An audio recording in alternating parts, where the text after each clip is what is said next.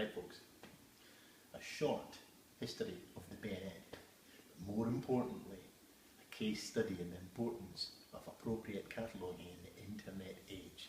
And bear with me, here's the history. Bayonet, you know what a bayonet is. It's essentially a blade or a knife that could be affixed to the end of a rifle to give you some additional protection if you run out of ammunition. We won't dwell on the nitty-gritty. And bayonets have a muzzle ring. The barrel of the rifle engages with the muzzle ring, it clips on at this end. That's the technical detail. The relevance of that comes into play now. Bayonet's origins is in the late 17th century. We're not talking about machine guns now, we're talking about muskets, matchlocks and flints, yeah? And you get one crack at it when the bad guys, when that Scottish Highlander's running at you screaming with the claymore and the targe, you've got one shot at it, and then it might take you half a minute or a minute to reload, and he's not waiting. So some bright spark comes up with the idea of converting this long, what's essentially just a club, into something closer to a pike or a spear. And what he suggests is, this anonymous individual, is what becomes known as the bayonet. This here is the mother of all bayonets. Circa 1680, a plug bayonet, no muzzle ring that we were referring to earlier on. In this instance, you've got a tapered hilt and you just ram that somewhat in haste into the muzzle of your musket, and then you can keep the bad guys at bay. Okay, fair enough. So what? Well, if you're a bayonet collector, this isn't a country mile off the Holy Grail. While this Second World War era home guard issued bayonet is 40 to 60 pounds worth and pretty darn common, an English plug bayonet of the reign of King James is uber rare. Okay, why are you telling me this? Well, this turned up at auction not so very long ago in the south of this country.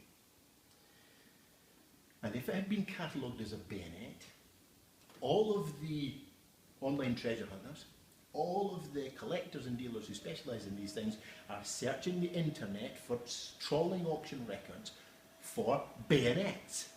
If you describe that as a bayonet, it comes up in their search results and it makes the money it's worth. If you don't know that that's a bayonet and you describe it as this was, as a hunting sword, all of the bayonet collectors miss out on it. And the sword collectors look at it and go, that looks like a bayonet, and I'm looking for swords, so they pass on it as well. Well, this isn't a fairy tale, this is a true story. This turned up in a catalogued auction in the south of this country, catalogued as a hunting sword. Clearly, I was perhaps the only person that spotted it in the catalogue. And I got rather excited, to say the least, because I've never handled one of these. These do not turn up. You don't see these outside of institutions, in all honesty. So I booked a telephone bid on it. Got the telephone call. This is Joe Blogg's Auction House. You're interested in lot such and such. Yeah, pretty darned excited as well. I asked the question, have you any other telephone bids?